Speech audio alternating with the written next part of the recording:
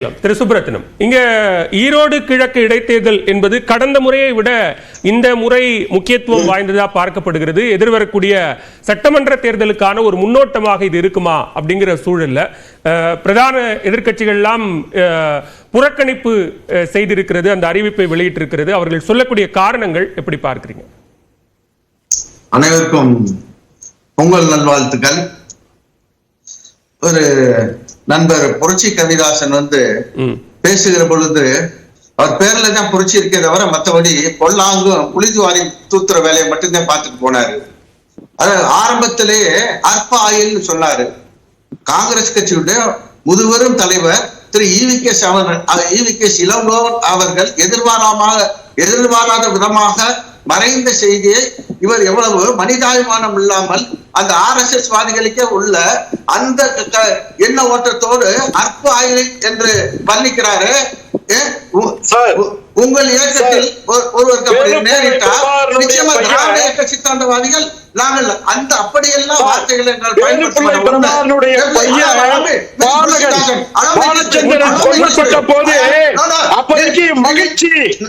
மகிழ்ச்சி அப்படின்னு சொன்னாருங்க.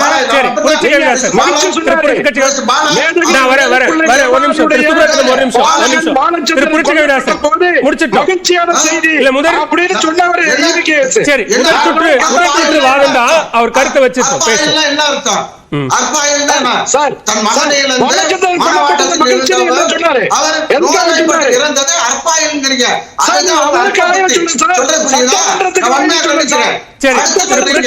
அவரோட முதல் சுற்று வாதம் தான் முடிச்சிருக்கோம்.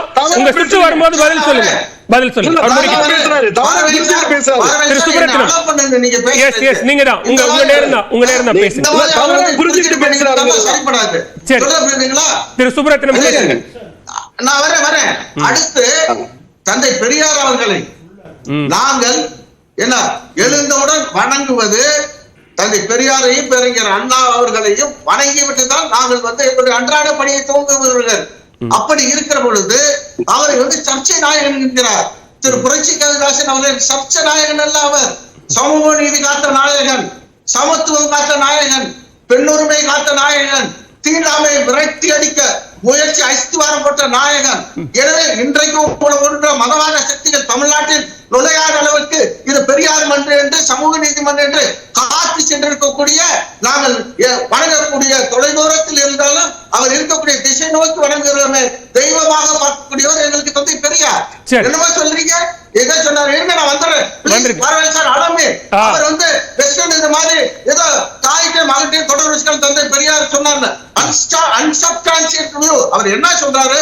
இவர்களுடைய சாஸ்திர சம்பிரதாயங்களில் பிரம்மா தன்னுடைய மகளான சரஸ்வதியுடன் அழகில் மயங்கி அதற்கு முயன்றதாக அவருடைய சாஸ்திரங்கள் சொல்கிறது. இது வட இந்தியர்கள் இதை படித்தாலும் தமிழர்கள் அந்த காலத்திலே அறிவாளிகளாக இருந்ததன் காரணமாக இதையெல்லாம் காலையிலே வாங்காமல் தூக்கி எறிந்து விட்டு நேர்மையான ஒழுக்க நெறி சார்ந்த வாழ்க்கை வாழ்ந்தவர்கள் தமிழர்கள் என்று அதைத்தான் கோடிட்டு காட்டினாரே தவிர இங்கு போற போக்குல சொல்லக்கூடிய சீமான் பேசக்கூடிய தந்தை பெரியார் ஒருபோது அப்படிப்பட்ட வார்த்தையை பயன்படுத்தவே கிடையாது. சரி சுப்ரத்னம், இடைத்தேர்தல் வந்துடலாம், நம்ம பேசுவோம். இது ஒரு சித்தாந்த போர். சரிங்களா? RSS மாற்று இயக்கம் சித்தாந்த போரை இவர்கள் சீமான் என்ற ஒரு எடுபடியை கையில் எடுத்துக்கொண்டு வேண்டாம். அதிகாரப்பூர்வமா அவங்க தரப்புல இருந்து யாரும் இங்க பிரதிநிதிகள் இல்ல. நீங்க நேரடியாக சந்திக்கிறோம். ஒரே ஒரு செய்தி, சமூக நீதிக்கு எங்கே தந்தை பெரியார் பாடுபட்டதாக சொல்கிறார். 1921 நீதி கட்சி ஆட்சி கம்யூனல் ஜீவோ சொல்ல வகுப்பாரி பிரதித்துவம் தந்தை பெரியார் தலைவராக இருந்து நிறைவேற்றியது. அதற்கு ஆபத்து வந்தது 1959. பேசுவோம் திரு சுப்ரத்னம். நம்ம இன்னொரு தளத்துல பேசலாம். நம்ம இடைத்தேர்தல் குறித்து பேசுவோம் இன்னைக்கு.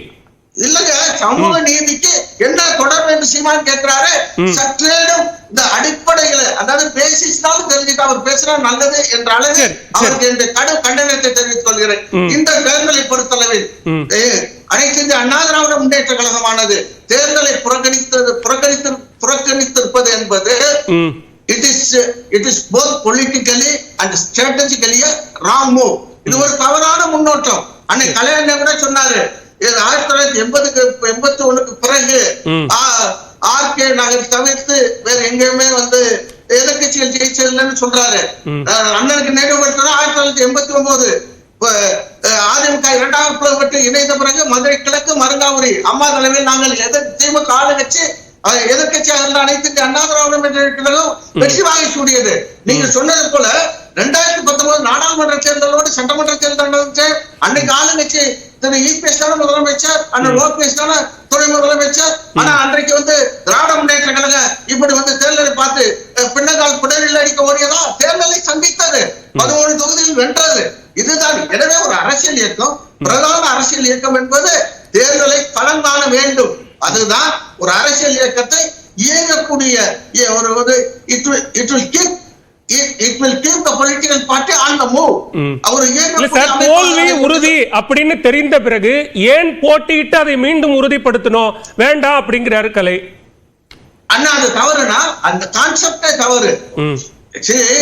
வீரனுக்கு அழகு வெற்றியும் தோல்வியையும் சமமாக பார்ப்பது, சரிங்களா? மோர் தென் winning, taking participation is very important னு சொல்லுவாங்க. அதே ஸ்போர்ட்ஸ்மேன்ஷிப்.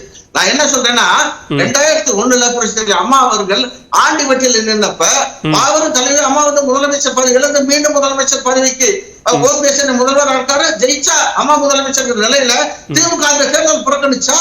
அன்றைக்கு வைகை சேகர் என்கிற திராவிட முன்னேற்ற கழகத்தின் வேட்பாளரை போட்டு திமுகவுடைய 50,000 வாக்குகளை பெற்றது. அந்த தோல்வியை அவர்கள் நெஞ்சலத்தோடு ஏற்றுக்கொண்டார்கள். நோயை புள்ளிவெல் that அம்மா will make a massive victory. சரிங்களா? அதே போல தேர்தல் என்றால் போட்டியிடுவதுதான் சரியாக இருக்கும். அண்ணன் இபிஎஸ் சொல்லியிருக்காரு சட்டமன்றத்தில் நான் 2.5 மணி நேரம் பேசினேன், அதாவது 2 மணி நேரம் 52 நிமிஷம் பேசினேன். சபாநாயகர்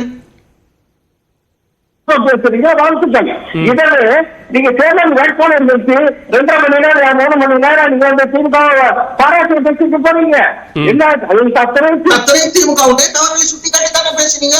அந்த வேட்பாளர் போட்டு அங்க போய் நீங்க வந்து பேச வேண்டியதுதானே? திமுக சொன்ன வாக்குறுதிகளை நிறைவேற்றவில்லை, மக்கள் வந்து அதிருப்தியில் இருக்கிறார்கள், சட்ட ஒழுங்கு சரி இல்லை, அண்ணா பல்கலைக்கழகத்தில் மாணவிக்கு நேர்ந்த துயரம், இப்படி யார் அந்த சார் என்று பேனரை சட்டமன்றத்தில் பிடிக்கிறப்ப அங்க போய் ஈரோடு கிழக்குல பிடிக்க வேண்டியதானே? அதுதானே அரசியல். ஒரு அரசியல் இயக்கம். நீங்க கள்ளக்குறிச்சியில நின்ன பேர் நிக்காத பேர் நிக்கல, ஆனா வாக்குகள் எங்க திராவிட முன்னேற்ற கழகத்துக்கு போச்சு. என்னைக்கு அதிமுக திமுக போட்டு போட்டா பெர்சன்டேஜ் ஆஃப் போலிங் பக்காவா நடந்துச்சுங்கல்ல. அதே போல ஒரு முறை ஒரு நம்முடைய கழக தோழர் மாற்று இயக்கத்தை போட்டு விட்டால் அது பழக்கமாகி போகும். அதே போல இப்ப ஈரோடு கிழக்குல நீங்க எடுத்துக்கங்க, ஒரு ஹிட்டன் அஜெண்டா இருக்குங்க. பரவாயில்ல சார், ஒரே ஒரு விஷயம், இதில் நிச்சயமா சீமான் நிற்பார். சீமானை மறைமுகமாக இவர்கள் எல்லாம் ஆதரித்து பார் பெரியாரை பேசினார், இருந்தாலும் சீமானுக்கு இத்தனை ஓட்டு விழுந்தது என்று ஒரு அற்ப சந்தோஷம் அடைவதற்காக பிஜேபி உட்பட இந்த தேர்தலை புறக்கணிப்பிருப்பதாகத்தான் நான் கருதுகிறேன். ஆனால் இந்த அப்ரோச்ங்கிறது வந்து நெகட்டிவ் அப்ரோச் வந்து பெசிமிஸ்டிக் அப்ரோச் வந்து ஒரு பிரதான எதிர்கட்சியுடைய எதிர்காலத்தை மிகப்பெரிய அளவில் பாதிக்கும். பிரச்சனைகளை எடுத்து வேண்டும், மக்களுக்கு அனுப்புறல் கொடுக்க வேண்டும், மக்களுடைய நம்பிக்கை பெற வேண்டும்.